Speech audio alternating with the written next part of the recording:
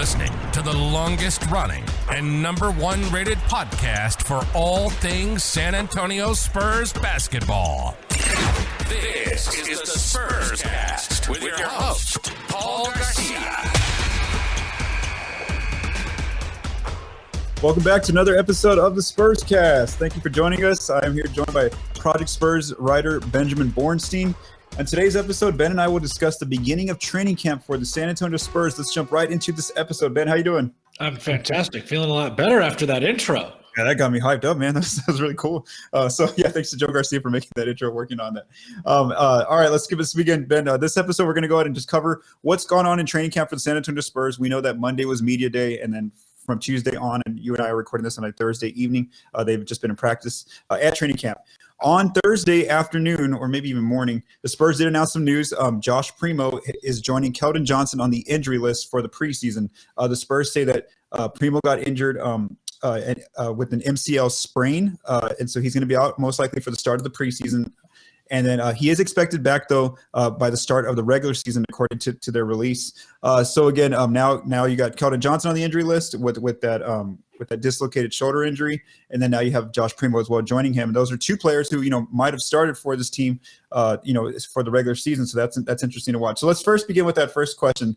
The original question was, there's been this whole talk of a point guard battle between Tre Jones and Josh Primo, but now that Primo's hurt, I think Tre Jones is probably your point guard. However, I did want to ask you, do you think there's a chance maybe Blake Wesley can play pretty well in training camp at the preseason and maybe try to get that starting gig, considering that Primo is going to be out for the preseason? That is tough. To only get a preseason and training camp to try and dethrone Tre Jones, who really is your point guard by default now that DeJounte Murray is not there. Tre Jones just has an entire year of development ahead of him, is what it comes down to. And I think Tre Jones is going to be the starting point guard for a while. It might happen like halfway in the middle of the season is when Malachi Branham or Blake Wesley will, potentially unseat him. But the way those guys play, well, Malachi Branham more plays like a 2 right now. Blake Wesley probably more of a 1.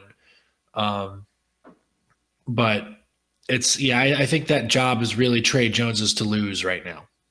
I agree with you there, and then especially from what we've heard about Tre Jones in this early training camp, Doug McDermott basically said he's been playing really well. He's actually been shooting more threes. He's kind of just been guiding teams. He says that in those open scrimmages they've been having, that Tre Jones is basically like undefeated. His teams haven't lost.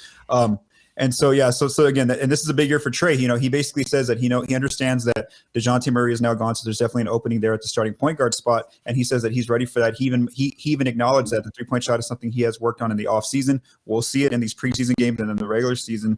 And then he also mentioned how defensively he's tried to get stronger because he knows that in the NBA today you have to be able to switch different positions. So he feels like this is his chance, and he's going to try to take advantage. And again, now that Primo's out, this is a good opportunity for Tre Jones. So regarding the other starting spots, Coach Pop did say on media day that aside from Jakob Poeltl, 1 through 4, those spots are open. That's again why I opened up that question.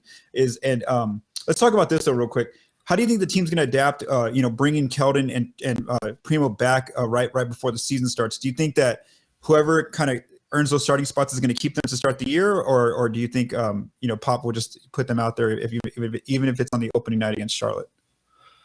I think Keldon Johnson and Devin Vassell are in your starting lineup, even on that first night.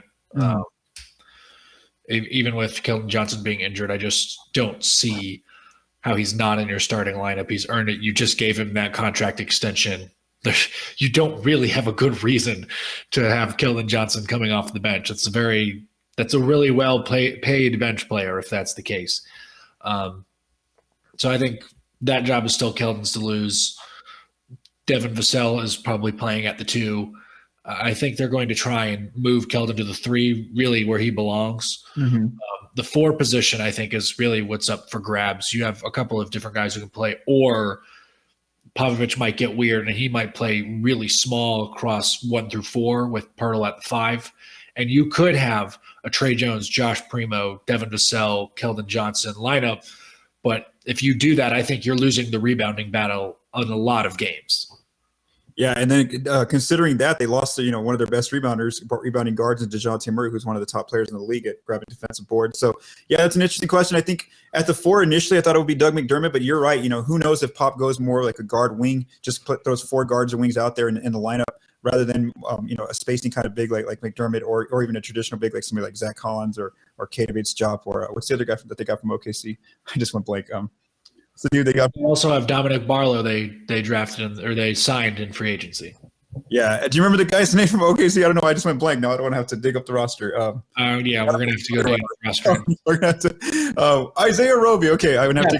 Roby. Because Roby's played a lot of. Good year for him too. Yeah. Yeah. So again, those are some options that they have in the starting lineup. Now let's talk about Devin Vassell. He's definitely poised to have a big season. Josh Richardson, was talking about how Vassell's really stood out in camp. He's been more vocal. He's been more of a presence in the huddles with his teammates, and then just creating for his teammates. He's working on slashing, getting to the rim, coming off ball screens. Still using that mid-range pull-up. Devin himself said that he worked on attacking and getting to the free throw line. And again, those in that half-court offense, this is a position that's going to be not a position, but an opportunity for someone to step up with DeJounte Murray now gone in Atlanta. And then, Josh Richardson was also asked, do you think Devin can be a closer at the end of games? And he says, yeah, that he thinks he definitely has that potential, that Devin's not scared of the moment. So what do you think the kind of season Devin has in store coming up here? It's breakout time for Devin Vassell. He's got to earn that contract extension this year. I think he's eligible. So he's got to show the Spurs that, yeah, I'm your 2. I'm the 2 for the foreseeable future. And I'll play some 3. But I'm gonna be a guy who can attack the rim. I'm gonna get there. I'm gonna make free throws consistently. I'm gonna, like he's already doing, I'm gonna hit mid-range pull-ups. I'm gonna shoot better from 3. He was already pretty efficient, but he's got to do it probably on more volume this year. And he's got to be a bit more of a creator. And I think Malachi Branham and Blake Wesley are going to be 2 guys who push him. I mean, those guys come in with almost no expectations. They were drafted 20th and 25th. So if Devin Vassell can't beat out those guys for minutes, there's going to be a problem. Yeah, no, for sure. And yes, so definitely there's a lot of opportunity, especially too with Keldon on the injured list to start the year. I thought that Keldon might be the number 1 or 2 option on scoring on offense, and now it's going to probably be Devin Vassell by default just easily. So yeah, he's definitely got to take advantage of that opportunity that he's going to be given here in the preseason to start the year. And then the last big topic here that we've taken away from training camp is the fact that this is not the typical Spurs approach with rookies where they send them to Austin, for multiple months, or they probably don't even get to see San Antonio. But this year, Coach Pop has said, and also multiple veteran players have said, there's definitely a chance that the rookies, Jeremy Sohan, Blake Wesley, Malachi Brown, these guys might actually get some real minutes early on in the season, and and it's up to them see how they handle that. Pop said basically throw them in the fire, see what kind of mistakes they make, what they need to work on. He's really eager to see that from them. So what do you think about that? The fact that normally when you scout players coming into the Spurs, you don't expect to see them early in the year, but now all of a sudden these 3 guys who you've been looking at all year are probably going to get some real minutes. Yeah, I would highly expect Jeremy Sohan to be the first big off the bench, just because that's a guy you drafted in the top 10. You have to play him. You have to see what he can do. He didn't play in summer league, so the fans have to see what he can do.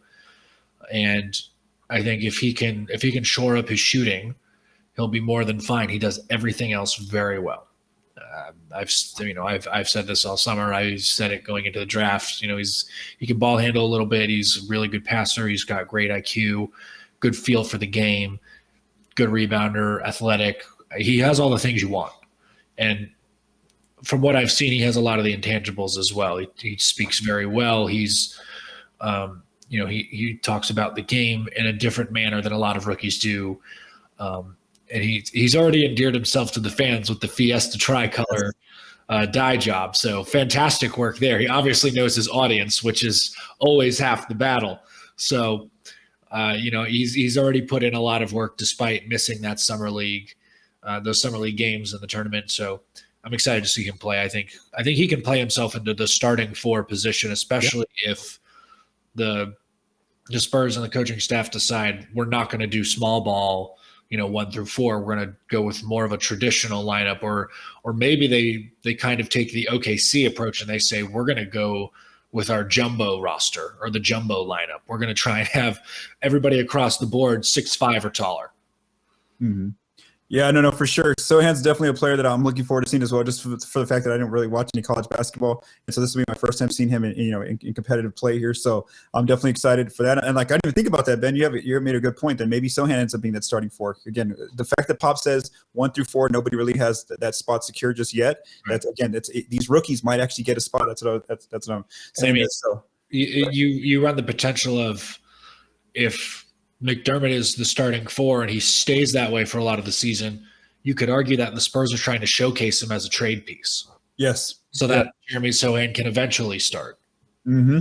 Yep. So that's a very good point there. Same thing, maybe even for Josh Richardson, who could also be, a trade piece. So we know Jakob Poeltl could end up. We've just discussed this at length with these veteran players that the Spurs have. So before we close out this episode, I do want to share what we got going on over at ProjectSpurs.com. Spurscast listeners, make sure you check that out when you have a chance. Trace Ronning has his Fiesta Short series up where he writes weekly about the team. And this one was a really cool article where he kind of gives us some predictions of, just like who's going to be like the leading scorer this season, who's going to be the leader in assist, questions like that. What's the Spurs' record? I mean, not record. Their ranking going to be on offense and defense.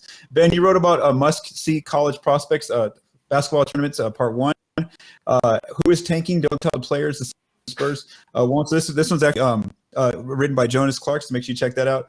Jonas also talked about the Austin Spurs making a trade in the G League, and then Devin Vassell is a top 10 pick in the 2020 redraft. And that one was written by Jazz Tamir, one of our new writers over at Project Spurs. Ben, I see your piece here, must-see college basketball tournament. Can you explain to the listeners what this one's about?